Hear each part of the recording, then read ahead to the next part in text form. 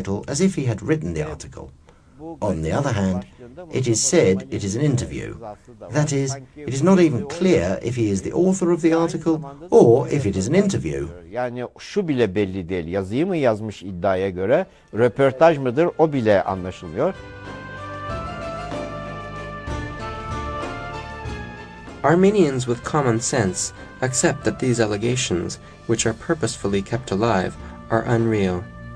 The editor of the Armenian Review Journal, Mr. James Tashian, has stated that this article ascribed to Ataturk was a fraud. His article, titled "Statement Ascribed to Kemal Ataturk is Unreal," was published in the Armenian Weekly Journal on March 20th, 1982. Here is a small part of the long letter of Tashian. Ataturk has not pronounced such words. Please, we should refrain from such acts.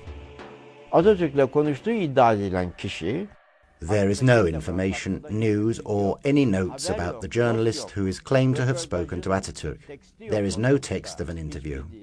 Türkiye'de filan ve Whilst I couldn't find any record of this person being in Turkey, I researched elsewhere. For instance, I applied to the Swiss embassy. I inquired if someone of this name had ever come on this date. They could not find any record of the visit, and they informed me that the visit did not occur.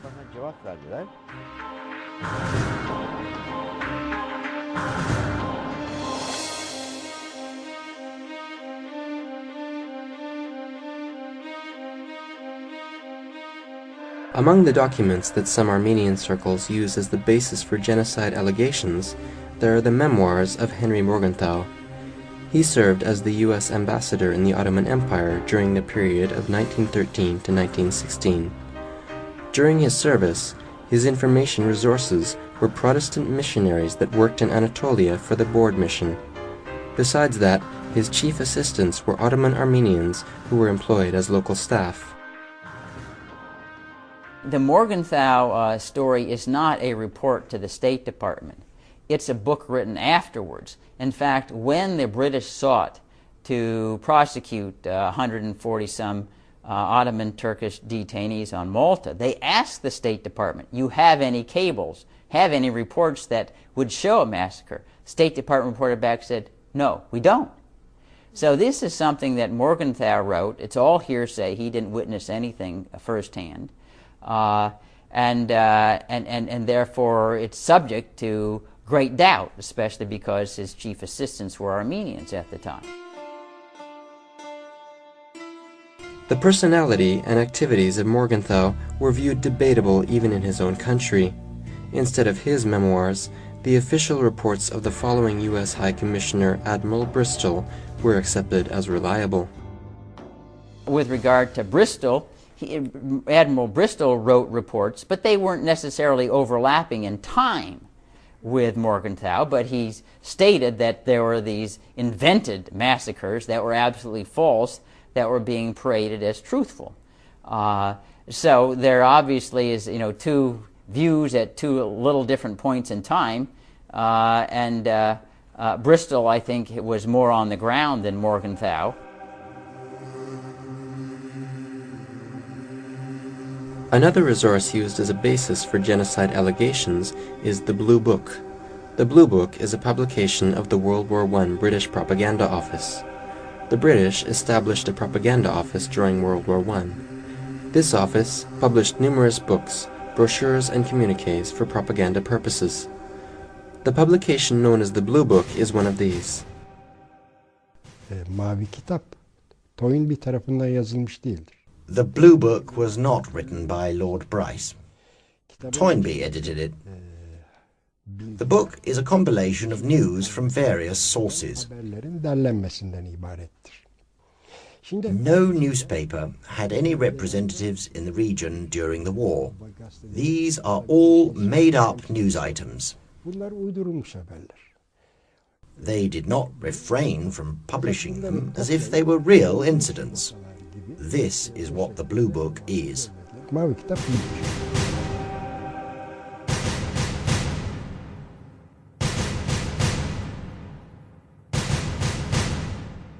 The Blue Book is being used in many circles as a document due to the respectable name of Toynbee.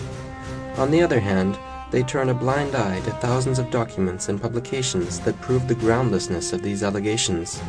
Today, many documents and information in various libraries is under threat. It seems rather strange that anything that you find and you find reference to that's unfavorable to Armenia all at once mysteriously disappears out of an archives or disappears out of a library.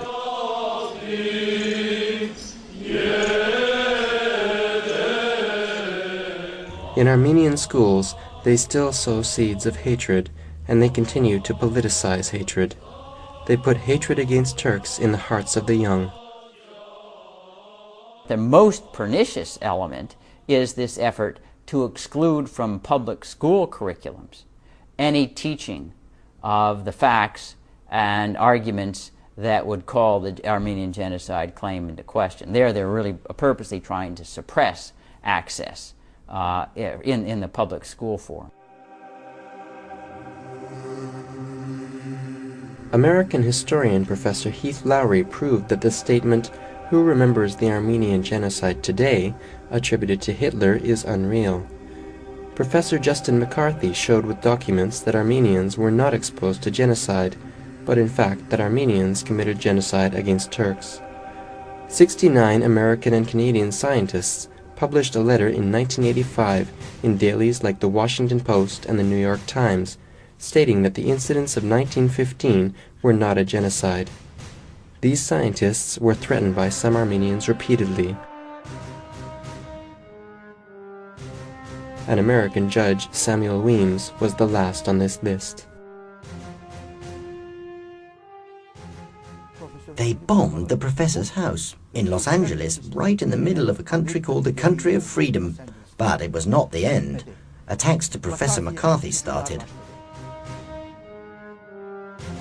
Professor Shaw, whose only crime was to reveal historical facts, could not accept our interview proposal because his house was bombed and Armenian threats never stopped. I'm aware of the accounts of things that have happened to Professor Shaw, and certainly any attempt to intimidate scholars in pursuit of any particular historical matter is abominable and shouldn't be tolerated.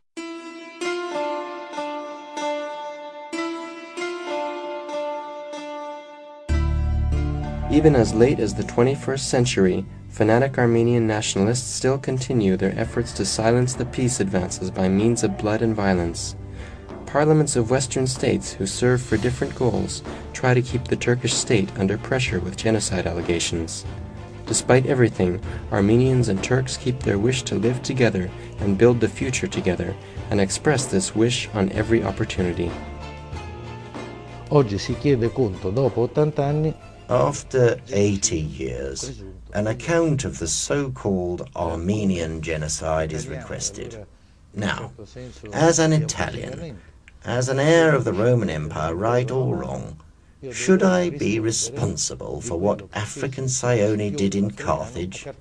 80 years, 800 years, or 1800 years, they are all the same to me. I address the diaspora. I address them for the following. Do not get stuck in 1915.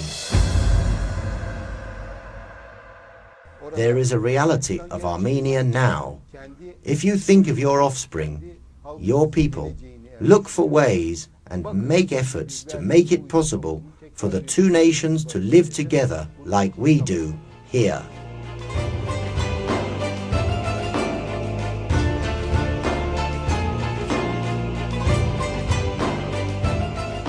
In this critical threshold, everyone can benefit deeply from friendship and truth free of slander and lies. From the very start of Sora Gelin, this is what we wanted to remind people of.